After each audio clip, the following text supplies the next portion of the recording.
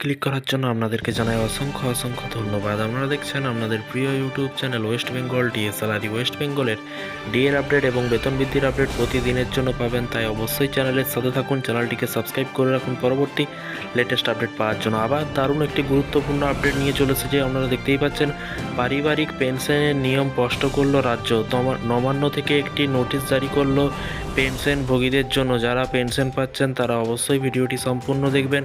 সরকারি কর্মচারীদের ডিএ বেতন বৃদ্ধি যোজনা সমস্ত আপডেট পাওয়ার জন্য চ্যানেলটিকে ফলো করবেন, সাবস্ক্রাইব করে রাখতে ভুলবেন না। দেখুন, এখানে বলা হয়েছে সরকারি নিয়ম নীতির দীর্ঘ সূত্রিতা ছিলই, আগে থেকেই কিন্তু বিভিন্ন রকম সূত্র ছিল, সঙ্গে ছিল নথিপত্র নিয়ে অনিশ্চয়তাও, মানে কি ডকুমেন্টস লাগবে এইসব নিয়ে কিন্তু অনেকের মধ্যেই চিন্তা ছিল এবং বিভিন্ন রকম প্রক্রিয়া হয়েছে।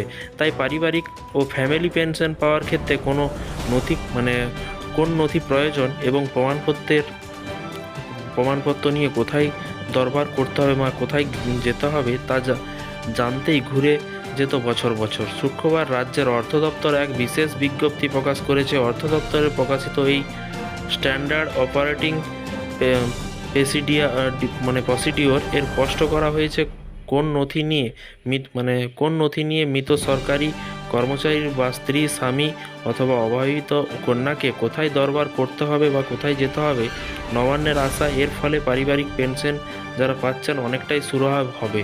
ওই নির্দেশিকায় উল্লেখ করা হয়েছে বিয়ের শংসাপত্রের নথিপত্র বা তৎসংক্রান্ত কোনো নথি, আধার, ভোটার এবং প্যান কার্ড প্রতিলিপি, পাসপোর্ট সাইজের ছবি, মৃত সরকারি কর্মচারীদের মৃত সংক্রান্ত নথি, ডেথ সার্টিফিকেট, পেনশন বই বা পিপিওর কপি এবং পারিবারিক পেনশন দাবি করা ব্যক্তি যে যথাযথ প্রাপক সেই ব্যাপারে উপযুক্ত প্রমাণপত্র দাখিল করতে হবে। যে লেখা যেন থাকে, যে দপ্তর থেকে সংশ্লিষ্ট সরকারি কর্মী অবসর নিয়েছিলেন সেই দপ্তরের ওই নথিপত্র জমা দিতে হবে।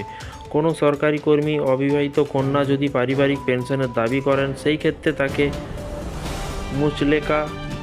মুচলেখা দিতে হবে যে পরিবারের অন্য কেউ ওই পেনশনের দাবি করবেন না। ওই নির্দেশিকায় সংশ্লিষ্ট দপ্তরগুলিকে স্পষ্ট জানিয়ে দেওয়া হয়েছে, কোনো পেনশন প্রাপকদের মৃত্যু হলে, অর্থাৎ পেনশন চালু অবস্থায় থাকলে পারিবারিক পেনশন সরকারি নিয়ম নীতি 2 থেকে 3 সপ্তাহের মধ্যে মিটিয়ে ফেলতে হবে।